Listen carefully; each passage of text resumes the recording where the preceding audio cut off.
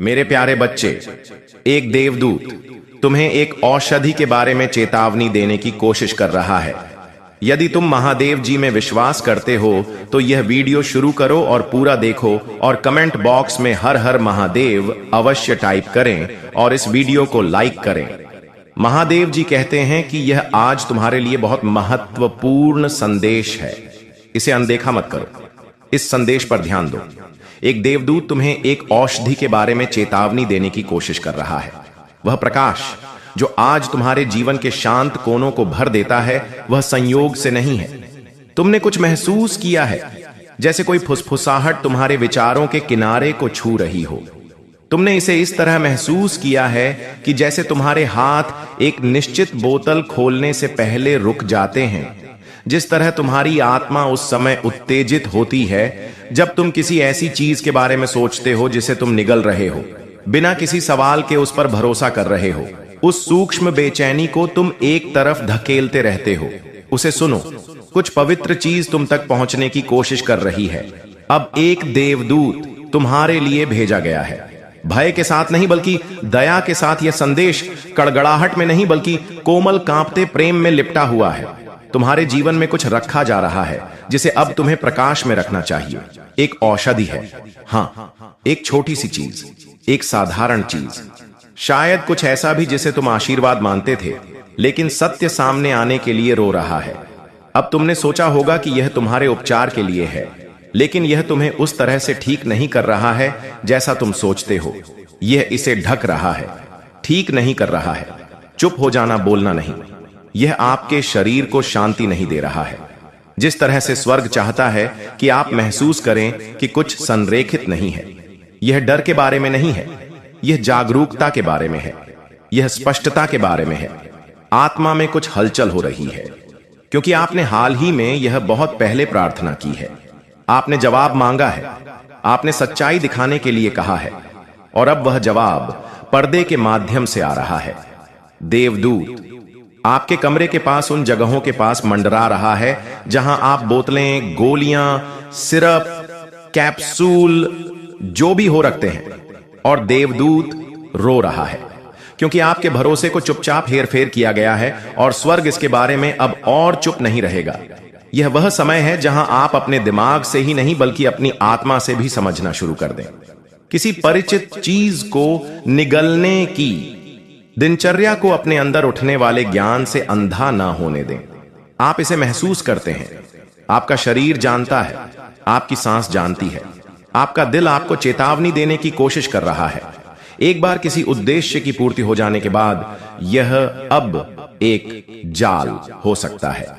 इसका संबंध इस बारे में नहीं है कि यह आपको किसने दिया। इसका संबंध इस बारे में नहीं है कि इस पर कौन सा लेबल लगा है। इसका संबंध ईश्वरीय समय से है। आपको संरक्षित किया जा रहा है, आपकी रक्षा की जा रही है, और हां, आपको किसी ऐसी चीज से दूर खींचा जा रहा है जो अपेक्षा से अधिक समय से रुकी हुई है। यह संदेश शर्म में लिपटा हुआ नहीं है, यह दया का परिधान है।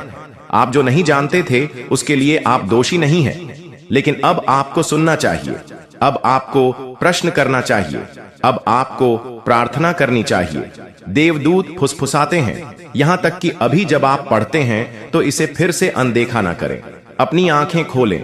आपको एक अवसर दिया जा रहा है। आपके रक्त प्रवाह के अंदर कुछ अजीब तरह से प्रतिक्रिया कर रहा है ना? यह हमेशा दिखाई नहीं देता है, यह हमेशा तत्काल नहीं होता है, लेकिन आपकी ऊर्जा गलत दिशा में जाती हुई महसूस होती है। आपकी स्पष्टता धुंधली होती हुई महसूस होती है। आपकी शांति भंग होती है और आप इसे ऐसे नजरअंदाज करते रहते हैं जैसे कि यह तनाव है, यह उम्र है, यह आहार है। लेकिन आपकी आत्मा बेहतर जानती है। आपकी आत्मा भी घंटी बजा रही है। इस घंटी पर स्नूज बटन ना दबाएं। अपनी आत्मा को खोलें कि वह क्या कह रही है। आपकी दिव्य आवृत्ति में हस्तक्षेप कर रहा है, और देवदूत जानता है कि यदि आप इस धुंध में चलते रहेंगे तो आपके निर्णय प्रभावित होंगे, आपकी भावनाएं कुंद हो जाएंगी, दिव्य के प्रति आपकी संवेदनशीलता कुंद हो जाएगी, और स्वर्ग इस घंटे में आपकी स्पष्टता खोने का जोखिम नहीं उठा सकता है। आपको कुछ चीजों से उपवास करने के लिए कहा जा रहा है। न केवल भोजन से, बल्कि आप उपचार के नाम पर जो कुछ भी खाते हैं उससे भी आपको पुनर्विचार करने के लिए बुलाया जा रहा है।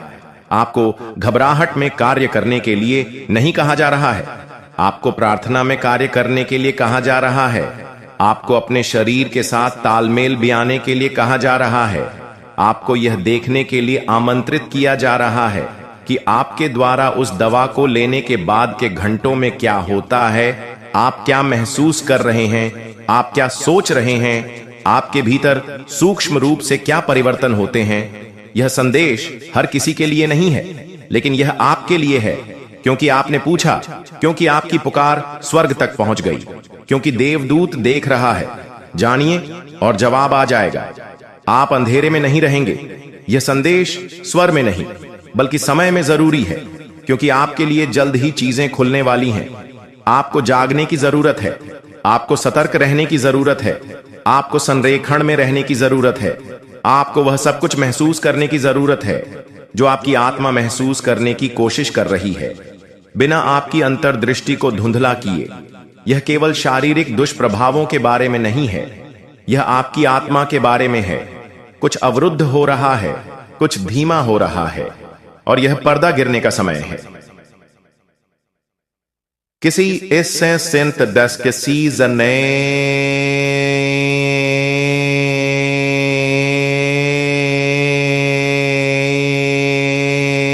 आपको एक बार कहा था कि उपचार में समय लगता है और ऐस पहुंचाना चाहता है, बाहर आ गई है। यह नाम है, यह आध्यात्मिक पट्टियों पर लिखा गया है, उन लोगों द्वारा नहीं जो आपका भला चाहते हैं। अभी अपनी आत्मा की सुनो, यह सपनों में आपसे फुसफुसाती रही है। जब आप चलते हैं तो आपको धकेलती रही है, यहां तक कि हंसी में भी आपको हिलाती रही है। आपका कोई करीबी मुस्कुराहट के पीछे छुपकर खामोशी में भीगी योजनाएं बुन रहा है, दयालुता का मुखौटा पहने हुए, लेकिन ईर्ष्या इतनी गहरी है कि उसे हमेशा के लिए छिपाया नहीं जा सकता।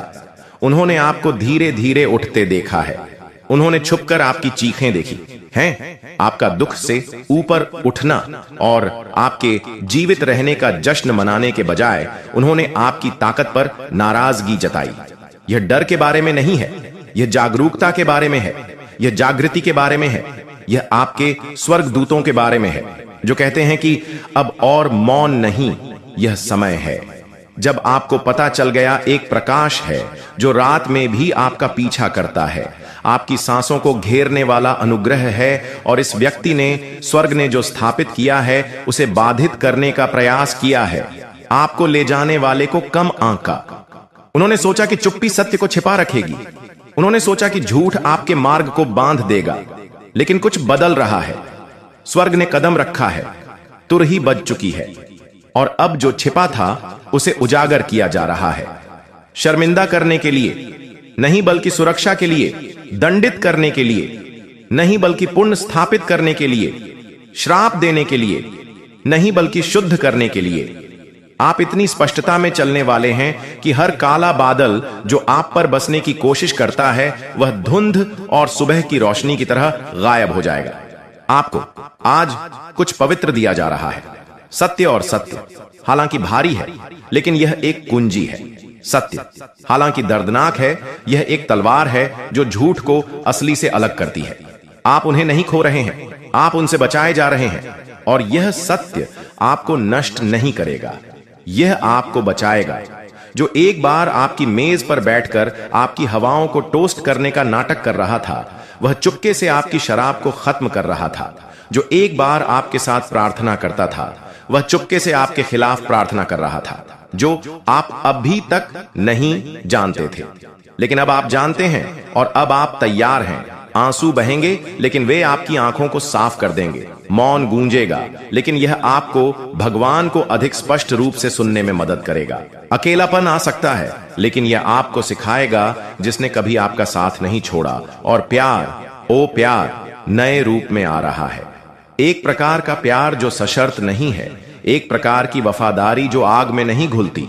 आपको दंडित नहीं किया जा रहा है, आपको पदोन्नत किया जा रहा है। जिसने सोचा था कि आपके परिणाम पर उनका अधिकार है, वह अब सत्य की शक्ति का सामना कर रहा है। आपको बदला लेने की आवश्यकता नहीं है, आपको क्रोध की आवश्यकता नहीं है, आपको केवल उस फुसफुसाहट का पालन करने की आवश्यकता है जो कहती है एक कदम पीछे हटो। स्वर्ग को बोलने दो। और स्वर्ग अब जोर से बोल रहा है संकेतों में, समय में, अजीब शांति में, अजीब बेचैनी में। आपकी आंतरिक आवाज अब आपका पवित्र कंपास है। इस पर विश्वास करें। यह क्षण एक चेतावनी है, हाँ, लेकिन यह एक निमंत्रण भी है। स्वतंत्रता में, एक गहन यात्रा में, स्पष्टता में, दिव्य सुरक्षा में निमंत्रण। आप अकेले नहीं हैं, आपको त्यागा नहीं गया है। आप उन लोगों से घिरे हैं जिन्हें देखा नहीं जा सकता है, जिन्हें छुआ नहीं जा सकता है। एक नाम है जो आपको बताया गया है। आपने संदेह किया है, आपने अपनी स्वयं की प्रवृत्ति पर संदेह किया है, लेकिन अब यह आपकी पुष्टि है। जवाबी कार्रवाई नहीं करना है, सामना नहीं करना है, बल्कि मुक्त करना है, जाने देना है, अपने आप से सवाल करना बंद करना है, वातावरण में बदलाव के लिए खुद को दोष देना बंद करना है। यह आपकी गलती नहीं थी, यह उनकी पसंद थी, और आपकी सुरक्षा स्वर्ग के लिए चुप रहने के लिए बहुत मायने रखती है। इस घंटे के बारे में कुछ पवित्र है। एक कोमल प्रतिध्वनि है जो कहती है ध्यान से आगे बढ़ो। एक नरम आग है जो कहती है अपने आप को अब और मत समझाओ। एक फरिश्ते की खामोशी है जो कह रही है आपको देखा गया है, आपको सुना गया है, और अब आपकी मदद की जाएगी। इस पर विश्वास करें, विराम पर विश्वास करें, उन शांत कदमों पर विश्वास करें जो आपको उठाने के लिए कहा जा रहा है।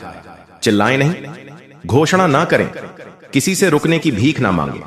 जो आपके साथ चलने के लिए सुरक्षित स्थान, एक ऐसी जगह जहां मुखौटे नहीं चल सकते, एक ऐसे घेरे में जो आपकी हार का जश्न नहीं मनाता, बल्कि आपकी आग का सम्मान करता है, और वह आग बुझी नहीं है। अरे नहीं, यह केवल तेज जलने लगी है। परीक्षणों ने आपको नहीं मारा, उन्होंने आपको तैयार किया। दिल टूटने से आप टूटे नहीं, इसने आपका विस्तार किया। मौन ने आपको दफन नहीं किया, इसने आपको जगाया। अब आप ना केवल प्रेम प्राप्त करने के लिए तैयार हैं, बल्कि यह पहचानने के लिए भी तैयार हैं कि क्या प्रेम होने का दिखावा नहीं है। आप भोले नहीं हैं, आप समझदार हैं, आप कमजोर नहीं हैं, आप बुद्धिमान हैं। इस संदेश को भ्रम और स्पष्टता के बीच का पुल बनने दें, इसे रेत में रेखा बनने दें, इसे तूर ही बनने दें, जो आपकी आत्मा को इनकार की नींद से जगाती है। अब समय आ गया है। अब आपको उन संबंधों को रखने की आवश्यकता नहीं है जो आपकी शांति की कीमत चुकाते हैं। अब आपको अपने अंतर्ज्ञान को समझाने की आवश्यकता नहीं है। अब किसी ऐसे व्यक्ति को सहज रखने के लिए पीड़ित होने की आवश्यकता नहीं है जो आपके विकास के लिए कभी प्रतिबद्ध नहीं था। अब आप किसी ऐसे व्यक्ति के आकर्षण से अंधे नहीं होंगे जिसका दिल कभी शुद्ध नहीं था। आपने चुपचाप सहा है, लेकिन आपका उपचार जोर से होगा। आप अकेले रोए हैं, लेकिन आपकी बहाली सार्वजनिक होगी। आपको धोखा दिया गया है, लेकिन पर लौट आएगी। और जब यह होगा, तब तुम पीछे मुड़कर देखोगे और जानोगे हर आंसू, हर न हर भटका मार्ग सब मेरी ही योजना का हिस्सा था।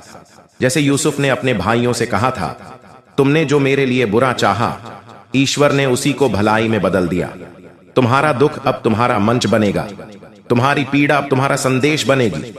ध्यान से सुनो। हे प्रिय आत्मन, तुम्हारी प्रतीक्षा व्यर्थ नहीं गई। तुम्हारे घुटनों पर बिताया हर क्षण आत्मा की उस दुनिया में पर्वतों को हिला रहा था। तुम उसे अभी देख नहीं सकते, परंतु स्वर्गिक सेनाएं भेजी जा चुकी हैं। द्वार खुलने लगे हैं। दृश्य के परे वे लोग तैयार हो रहे हैं जो तुम्हें आशीर्वाद देंगे, साथ चलेंगे और तुम्हारे अगले अध्याय में सहभागी बनेंगे। तुम्हारी कथा अभी समाप्त नहीं हुई, यह तो अभी प्रारंभ है। जो अध्याय अब खुलने जा रहा है वह मेरी करुणा से सराबोर है। अनुग्रह तुम्हारा स्वागत करेगा, कृपा तुम्हें घेरेगी और मेरी व्यवस्था तुम्हारे आगे मार्ग प्रशस्त करेगी। परंतु एक बात विश्वास में स्थिर रहो, वचन के जन्म से पहले उसे त्याग मत देना। प्रतीक्षा के द्वार पर आशा को मरने मत देना। क्या तुम्हें स्मरण है जब मैंने लाजरूस को पुकारा था 4 दिन की मृत्यु के बाद? सबने कहा अब बहुत देर हो गई, पर मैंने कहा लाजरूस बाहर आ, और वह जीवित हो उठा। तुम्हारे लिए भी मैं वही कर रहा हूं। वे जो सोचते थे कि अब कुछ नहीं बचा, मैं वहीं से पुनर्जीवन ला रहा हूं। तुम भी बाहर आओ उस गड्ढे से जिसमें तुम्हें बंद कर दिया गया था। हर असफलता, हर टूटा हुआ सपना, हर एकांत रात उसका उद्देश्य था। मैं वही हूं जो टूटे हुए से सुंदर इतिहास रचता हूं। मैं कोई पीड़ा व्यर्थ नहीं जाने देता। मैं उसे पुनः गढ़ता हूं, संवारता हूं और समाधि को भी उपवन बना देता हूं। तो अब मेरे प्रिय सिर ऊंचा करो।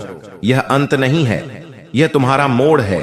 यह वह क्षण है जब अंधकार में पहली किरण प्रवेश करती है और जैसे जैसे प्रकाश भीतर उतरता है वैसे वैसे मेरी प्रतिज्ञा भी साकार होगी।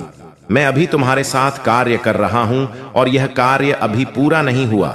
नहीं, अभी तो मैंने आरंभ ही किया है।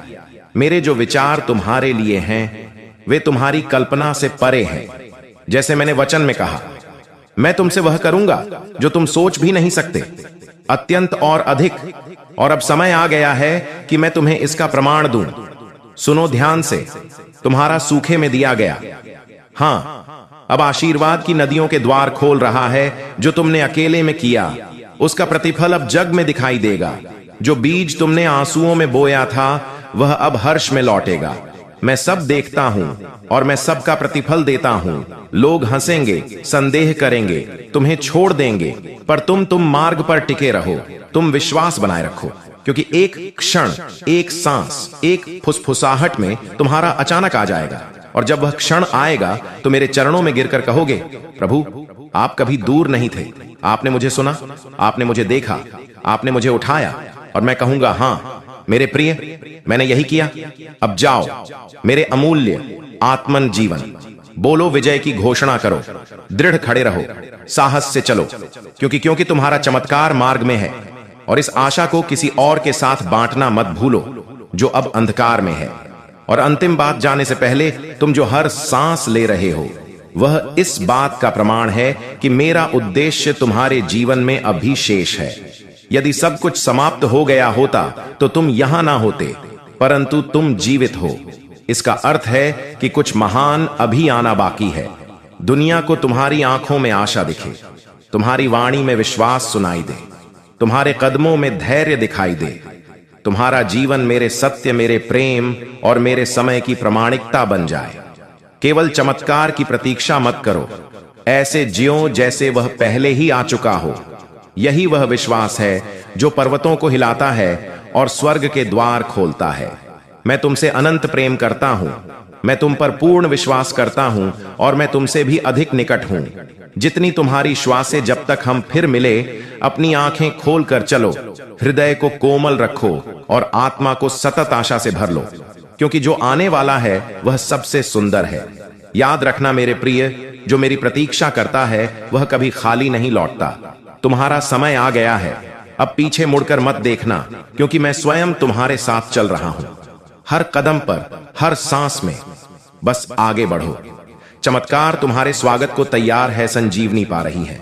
जो मरा हुआ लगा उसमें मैं नया जीवन भर रहा हूं।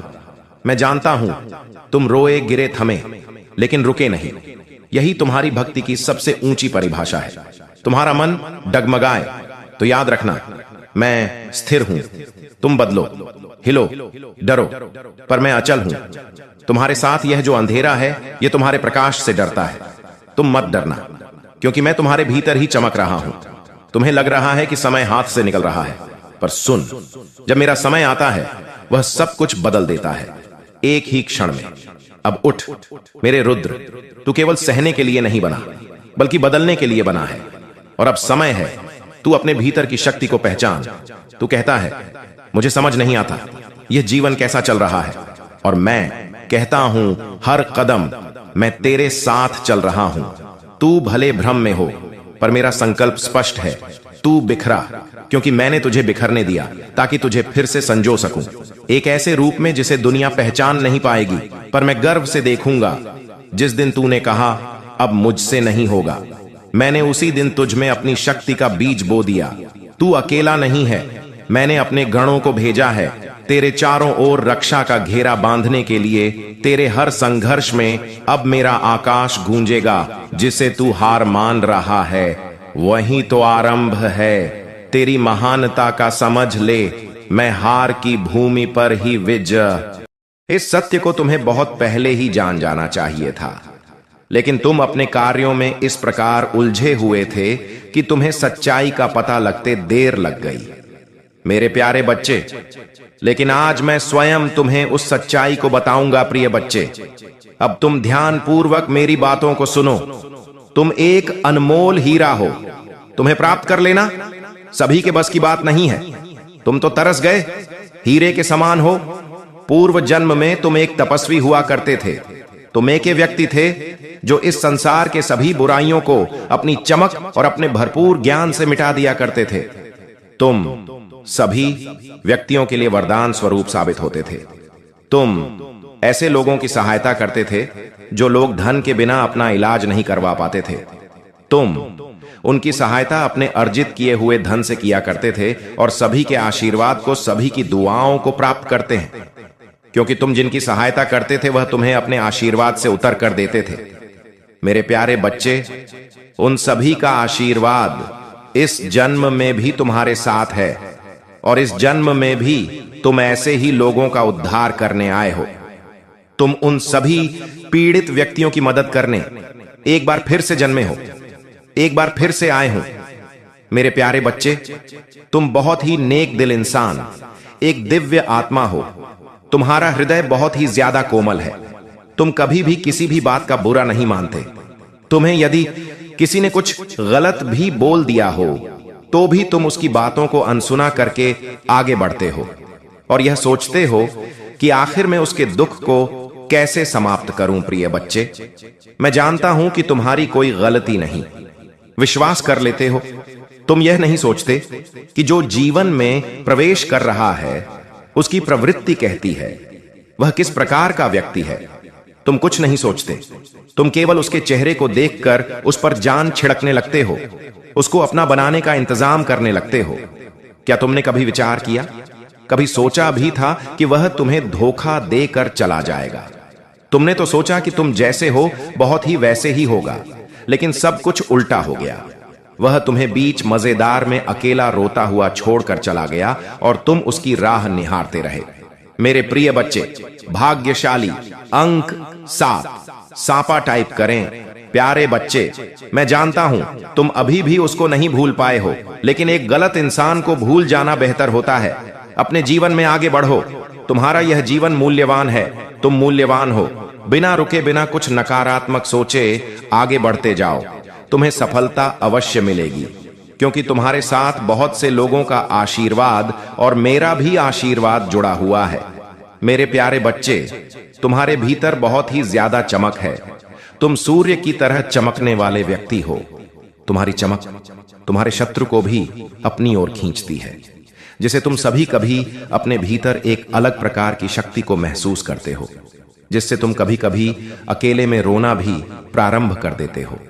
तुम्हें कुछ भी समझ नहीं आता कि आखिर क्या किया जाए और क्या नहीं, मेरे प्यारे बच्चे।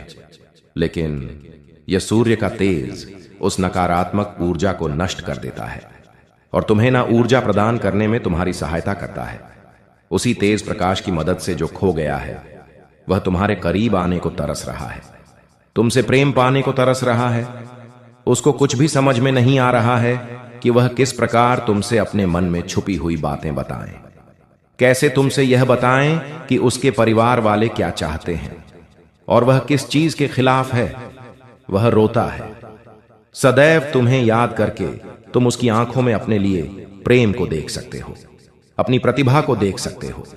तुम्हारी तरफ तो कदम बढ़ाना चाहता है, लेकिन उसके परिवार वाले उसको बात बात पर धमकी दिया करते हैं और उसे रोक लेते हैं। मेरे प्यारे बच्चे, उसके परिवार का एक सदस्य जो उसके साथ मिलकर तुमसे मिलाने में मदद कर रहा था, उसकी खबर भी उसके परिवार वालों को लग गई, जिसके कारण उसे बहुत से दुखों का सामना करना पड़ा। क्या तुम्हें थोड़ा भी आभास है कि उसने क्या क्या झेला है? चलो आज मैं तुम्हें बताता हूं। उसने बहुत कुछ झेला है। मेरे प्यारे बच्चे, उसने अपने आप तक को नहीं देखा। इस प्रेम के चक्कर में उसने बहुत सारी चीजें, प्याज भी जो उसको भांत थीं और जो तुम उसके लिए किया करते थे, उसने कुछ गलत आदतों को धारण कर लिया है, कुछ गलत संगत भी उसने कर लिया है। वह रात में जब भी उठता है तो तुम्हें याद करता है और सोचता है कि मैंने कितनी बड़ी गलती की थी। मेरी गलतियों की सजा अब मुझे मिल रही है। मैं उसकी याद में पूर्ण रूप से बिगड़ रहा हूं, बिना कुछ सोचे समझे। मैं यह सब क्या कर रहा हूं?